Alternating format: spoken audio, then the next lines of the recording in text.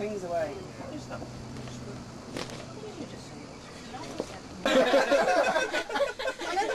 You know, thingy daggers, do they have buttock spoons? Bollock daggers. Yeah. Matching sex. Some kind of expert on that, ain't this? Entertainment. It's musical as well. Yeah.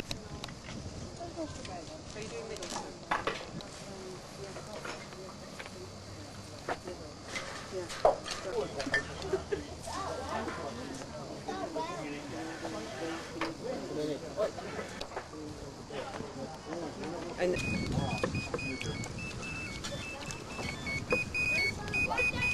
What wow, worth eating? it certainly is. Pine nuts and raisins, that little one. The one underneath is like a game pie.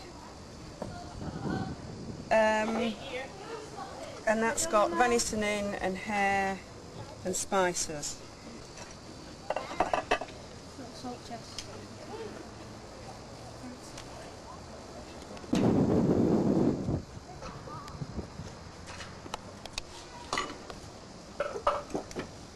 Comes onto there. Most households would have had one of these. Now, they didn't just chuck everything in.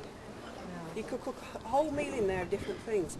Quite often they'd have some bacon wrapped in muslin at the bottom, some twigs on top, then they could have had a chicken wrapped in muslin, they'd have a jar with eggs in to boil, a peas pudding wrapped in a cloth, and then to make it work like a pressure cooker, you put pastry around the top, well just a flour and water dough, put that on and it seals it. Yeah. We tried it, it's ready in an hour. Yeah. It's absolutely brilliant. So that is your cauldron. As you can see, it is very heavy. If anybody wants to pick it up and have a feel.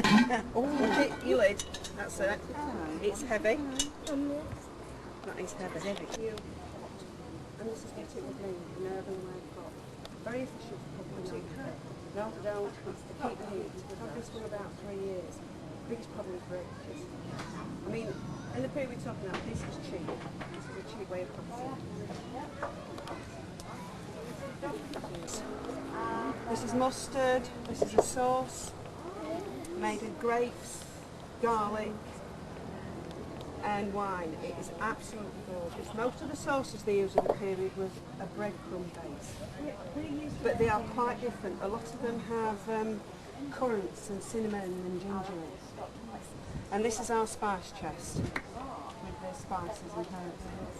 Now cinnamon, I bet you didn't know this, cinnamon comes from the lining of the nest of the phoenix. Phoenix? Yes, that's what What's a phoenix? that's what we've been told. It came from the lining of the nest of the phoenix. And the only way you can get the cinnamon out of the nest is to shoot the phoenix with a lead arrow. Oh, right. And that is one of the reasons it is so expensive.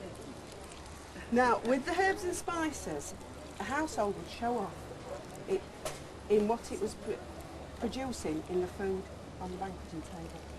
Like, you go out and you buy a Ferrari in a big house, well, they'd already got the kettle, and they wanted to prove they've got the money to run it. So you buy your herbs, and you buy your spices, your raisins.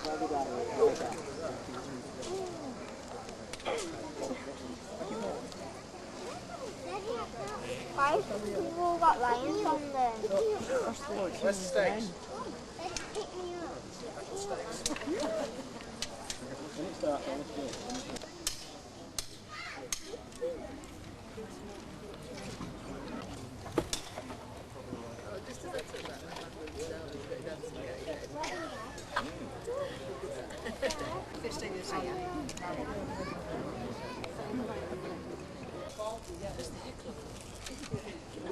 For the job. Is this your bow? Master Middleton, 6 arrows each in their own time. About Peter.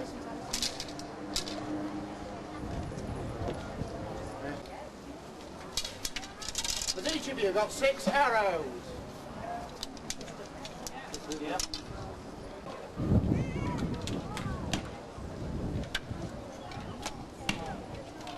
The English bow is the main weapon of our army. It's a defensive weapon that is most effective against our enemies, especially against the French.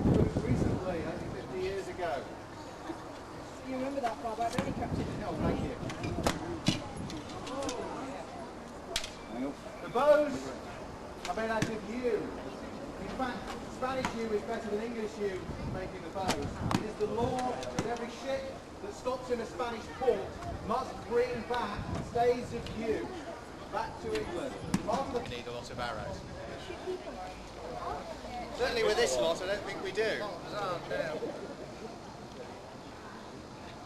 Key thing about the bow was speed of shooting, distance and penetration. These weapons can penetrate how many arrows they should be shooting in a minute, say? 100. 100, right? Do you want to come and demonstrate that?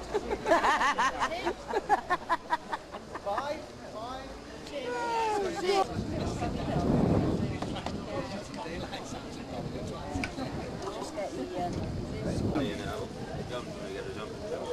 Official video. The official video. The food is good. Food is excellent. How much do you do? Hello, sister. He's got there's hear no evil, see no evil, and speak no evil. They all sit on the wall. How long is your pig going to be? I heard a different version. enjoy this. Thank you very much. They don't take long because the park. How are you going to wait? Right. We'll go down then now. They'll come back. Right. Do you want us?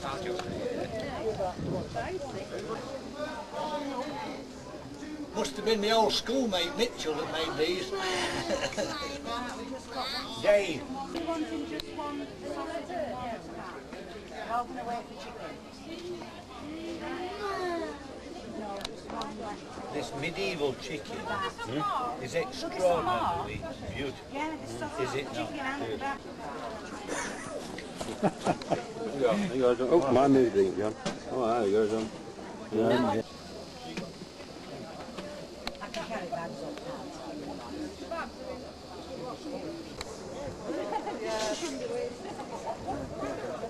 John, you don't have to do that. You don't put that being on film. Hello, John. I got you. There. Oh, yes.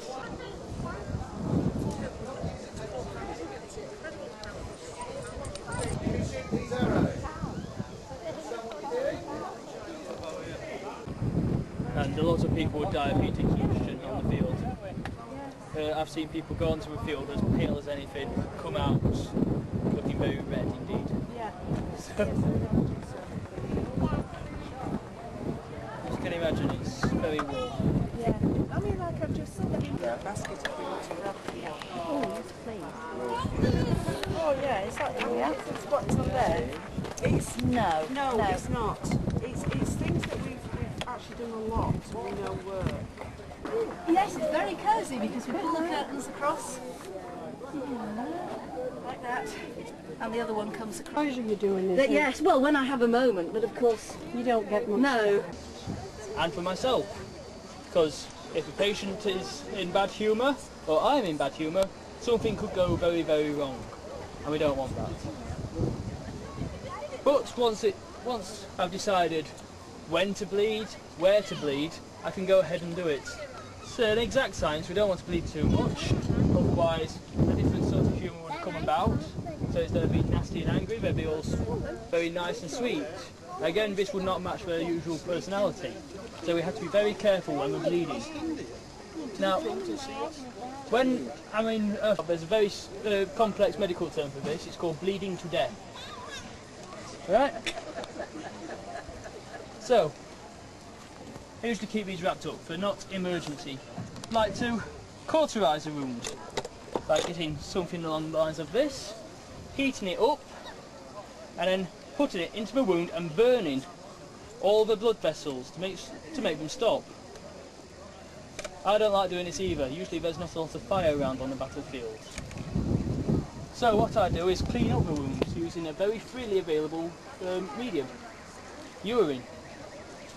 I get a soldier who's had a lot to drink and I make him urinate on the patient where he's injured. And then I get my fingers in, slosh it all around to make sure all the bad miasmas that causes the infection is washed out. A bronze needle As you can see, there's lots of craftsmanship going into making one of these. Very difficult to make, so very expensive, so I only have one.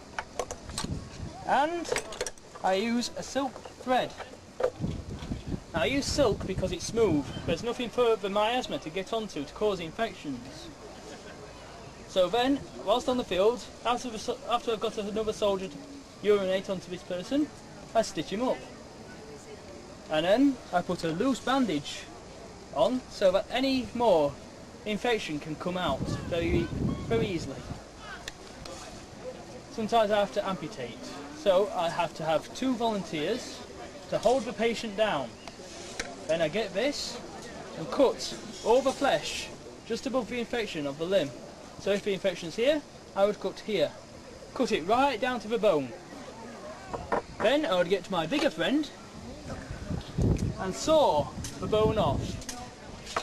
Hold the skin across, sew it up, and again get someone to urinate on it. This would take about 5 minutes at the most to do this, and it's a life-saving operation. Now, some of you have me, because I'm also a soldier as well, and soldiers are very lethal with sharp things usually. So notice quite a few people with long hair and beards. But there's other complaints as well, like toothache. Anyone got toothache? No. Anyone? No. Anyone?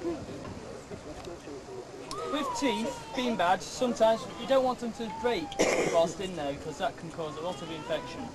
So we have to use these, grab hold of them and really pull them out in one go. Pretty painful. And also you can't use these to get to the back teeth. Which is why we have a special set of pliers. These would fit onto the back teeth here, and then I get someone with a hammer or a mace to hit there, and as I hit, it would drag